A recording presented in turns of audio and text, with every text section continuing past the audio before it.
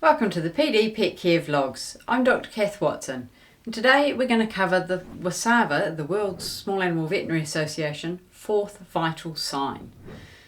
Now we all hopefully are aware of the first three vital signs which take precedence in every exam that we do of an animal, so that's temperature, pulse and respiration. WSAVA is aiming to raise the profile of the fourth and fifth vital signs, fourth being pain and fifth being nutrition. So today we're going to talk about that fourth vital sign, which is pain. We know that pain exists, but we could do better at recognising it and treating it. I'm going to read to you from the WSAVA pain guidelines because I think they summarise it really nicely about where we're at within the veterinary world. So the ability to experience pain is universally shared by all mammals, including companion animals. And as members of the veterinary healthcare team, it is our moral and ethical duty to mitigate this suffering to the best of our ability. This begins by evaluating for pain at every patient contact. However, and despite advances in the recognition and treatment of pain, there remains a gap between its occurrence and its successful management.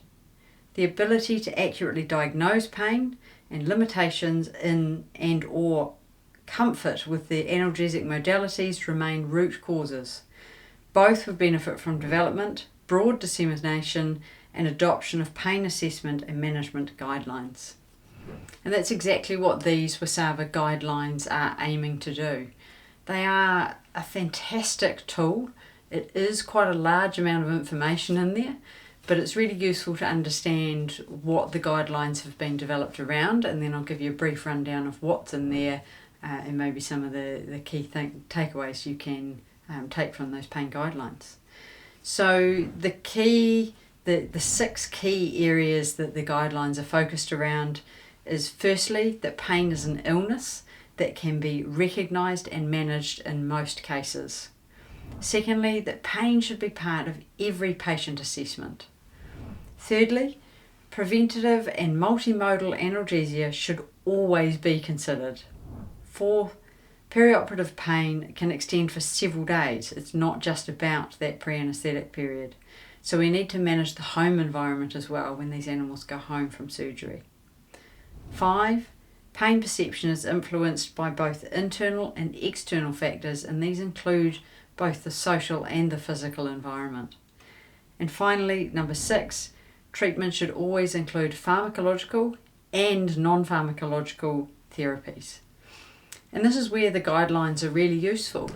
So it's broken into 3 parts. The first section is all about understanding pain. So that's the physiology of pain, acute pain versus chronic pain, pain versus dysphoria, because it can be pretty hard to tell the difference at times when you've got an animal recovering from an anaesthetic.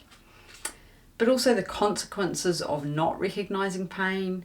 And then it also goes into detail about specific types of pain, so neuropathic pain, dental pain, cancer pain and so on. Also covers some really interesting misconceptions about pain, and if there was one section you were going to head to start, that's a really good place to start, because I think it helps all of us wake up a little bit in terms of how we think and what we know about pain, because I think there are some very common misconceptions there. The second section is all about the general approach to management. So what are our options, both pharmacological and non-pharmacological, so opioids, non-steroidals, local anaesthetics and so on, right through to massage therapy, cold therapy, and various other non-pharmacological interventions that we can use to help manage pain. And there are a lot of options, so it's also a really good section to be looking through so you can get a good understanding of what your options are, because as I mentioned before, one of the major areas of focus for these guidelines is around the fact that analgesia should be considered in not only what you've got available but also multimodal, pharmacological and non-pharmacological. And then the final section has some protocols that you may want to put in place for your practice, but also some approaches to take for specific types of pain.